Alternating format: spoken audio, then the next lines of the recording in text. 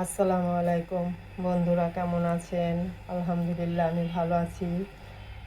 আল্লাহর রহমতে, অশেষ রহমতে ভালো আছি। আজকে আমি একটা রেসিপি নিয়ে আসছি। সবজি, এখন শীতের দিন যে কোনো সবজি দিয়েই রান্না করলে খুবই ভালো লাগে। আমি খুব সহজে মাছ মাংস কিছুই নিব না, আজকে শুধু একটা সবজি রান্না করব। সবজিটা এখানে কিছুটা সিম নিয়েছি, কিছুটা বাঁধাকপি, আর হচ্ছে অর্ধেক বেগুন নিয়ে নিয়েছি। আলুটা কেটে ধুয়ে পানিতে ডুবিয়ে রেখেছি। দেখুন কষ বের হয়েছে, লাল লাল। এখন আমি চুলায় চলে যাচ্ছি।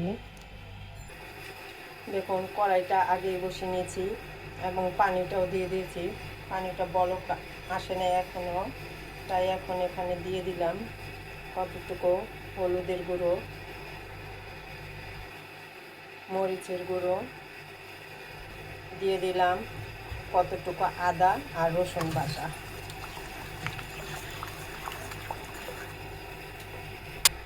দিয়ে দিব লবণ স্বাদ অনুযায়ী। বলক এসে গেছে, এখন আমি আলুগুলো দিয়ে দিব। দেখুন আলুটা কিন্তু দিয়েছি, এখন বলক এসে গেছে। 2 থেকে 3 মিনিট আমি আগে আলুটা একটু পানিতে সিদ্ধ করে নিলাম।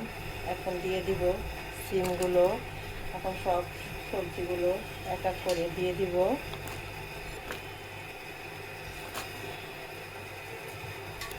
যে এখন আমি সব সবজিগুলো দিয়ে দিচ্ছি। এখন ঢেকে রেখে দিব 5 মিনিট, একটু সিদ্ধ করে নেব। দেখুন হাফ সিদ্ধ করে নিলাম, মানে 100%-এর মধ্যে 80% সিদ্ধ করলাম। যে এখন আমি এই ছাঁকনির দ্বারা এগুলো ছেঁকে উঠিয়ে নেব। দেখুন আমি কড়াইটা বসিয়ে নিয়েছি পরিষ্কার করে এবং তেল দিয়েছি। তেলের মধ্যে এখন দিয়ে দিব 3টি শুকনো মরিচ, কালো জিরে দিয়ে দিলাম কতটুকু, দিয়ে দিলাম রসুন কুচি, দিয়ে দিলাম পেঁয়াজ কুচি। কারণ এখানে রসুনটা বেশি লাগবে। এখন এটা লাল করে ভেজে নেব। দেখুন পেঁয়াজটা কিন্তু লাল হয়ে গেছে। এখানে এখন আমি একটু সামান্য পরিমাণে একটু জিরে গুঁড়ো আর হচ্ছে একটু ধনিয়া গুঁড়ো দিয়ে দেব। এখন এটা তেলের মধ্যে একটু নেড়ে চেড়ে নেব। এখন দিয়ে দিব সেই সিদ্ধ করা সবজিগুলো।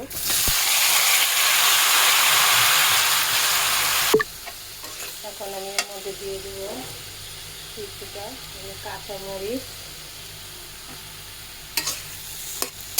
আর এখন একটু লবণ চেখে দেখবো যে লবণটা লাগবে কিনা।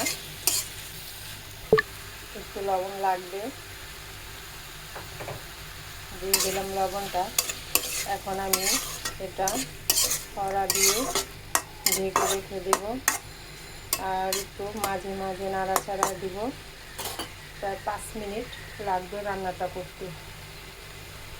দেখুন ভাজিটা কিন্তু হয়ে গেছে।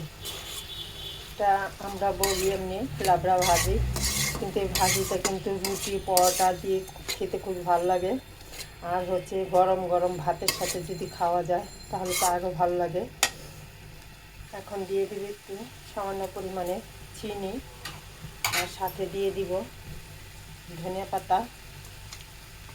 এখন এটা ভালো করে আরও 1 মিনিট আমি ভালো করে নেড়ে চেড়ে নেব।